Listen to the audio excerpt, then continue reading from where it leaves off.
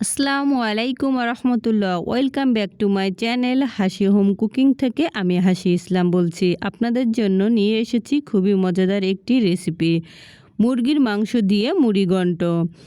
আমি প্রথমেই দেশি মুরগি নিয়ে নিয়েছি, একটি ছোট ছোট টুকরা করে কেটে নিয়েছি, ধুয়ে পরিষ্কার করে রেখেছি। আর আমি কিছু আলু কেটে রেখেছি, আর ছোলার ডাউলগুলো সিদ্ধ করে নিয়েছি।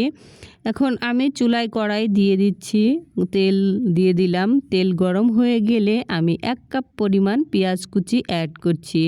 পেঁয়াজ কুচিগুলো আমি একটু বাদামি বাদামি করে ভেজে নেব। বেশি ভাজার প্রয়োজন হবে না, হালকা বাদামি বাদামি হলেই পেঁয়াজ ভাজা হয়ে যাবে। এখন আমি এলাচ, দারচিনি, তেজপাতা দিয়ে দিলাম, একটু নেড়ে চেড়ে এখন আমি 1 চামচ পরিমাণ রসুন বাটা, 1 চা চামচ পরিমাণ জিরা বাটা, 1 চা চামচ পরিমাণ আদা বাটা অ্যাড করছি।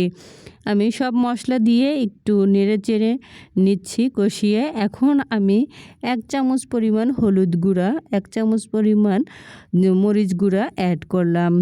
একটু নেড়ে চেড়ে এর মধ্যে আমি এখন পানি অ্যাড করছি। পানি অ্যাড করে ভালো করে মশলা আমি কষিয়ে নিব। কিছুক্ষণ মশলা আমি কষিয়ে নিচ্ছি। আমার কষানো হয়ে গিয়েছে, এখন আমি মাংসগুলো অ্যাড করছি।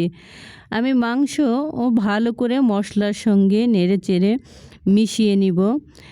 এখন আমি একটু লবণ দিয়ে দিলাম, লবণ স্বাদ মতো অ্যাড করবেন।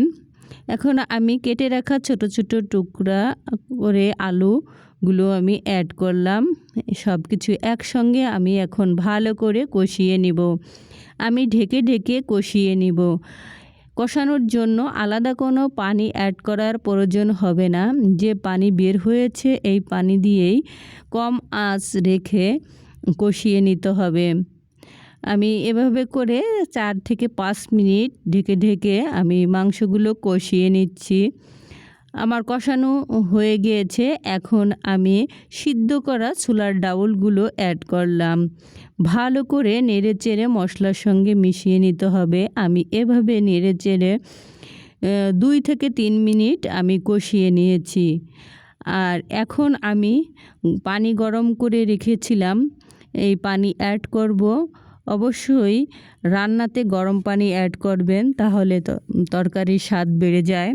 আমি গরম করা পানি অ্যাড করছি। আমি 10 থেকে 15 মিনিট এভাবে জাল করে নেব।